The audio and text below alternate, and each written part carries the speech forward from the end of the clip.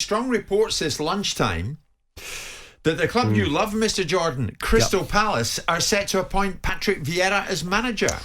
The understanding being the agreement it has been reached in principle but not signed as yet. A work permit is in process so that Vieira can join up at Palace. Now, Patrick Vieira, of course, we see on our televisions at the moment, working as a pundit during the Euros. Does that set your heart fluttering, Mr. Jordan? What do you think of this one?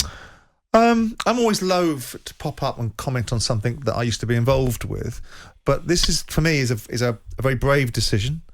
He's not experienced in management in English football, and managing Nice and New York City, with the greatest respect, aren't blueprints, because neither of those jobs were outstanding in terms of his attainment level. It's a risk. Whether it's an educated risk is for the guys that are employing him. If I was taking that risk and looking down the available managers, I'd be making more. If I was moving into that territory, I'd be making more of a case for Frank Lampard. If I was moving into that territory, right? Crystal Palace are in a state of flux. They've got half their playing squad out of contract. They've got a managerial roster that's been pretty safe and sound, with one departure being Frank de Boer, which they rectified very quickly. But if you look at it, it's been Allardyce, Pulis, Hodgson and Pardew, all established English Premier League managers that have been able to stabilise Crystal Palace inside the Premier League.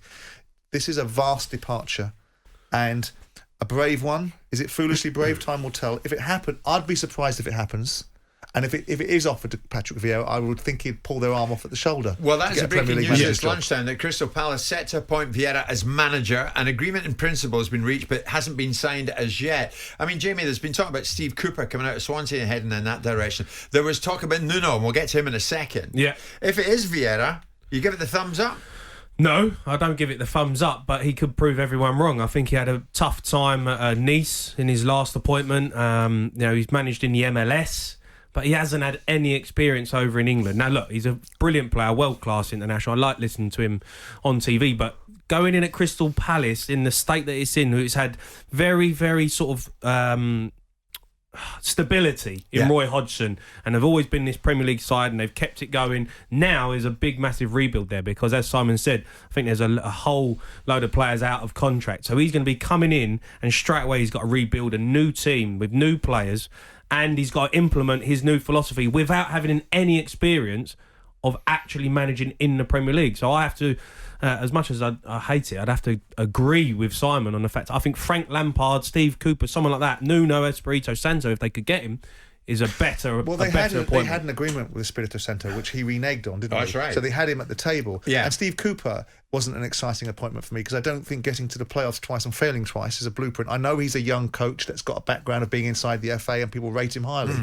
But Crystal Palace are flying in the face of everything they've done to build the stability. I'm not saying it's wrong. I'm saying it's with a significant risk attached. And that's not normally what Palace do. They eliminate risk by taking a risk. They're taking a risk here, and I'm surprised they would be taking it. But I also think it's reflective of the transfer market for managers right now.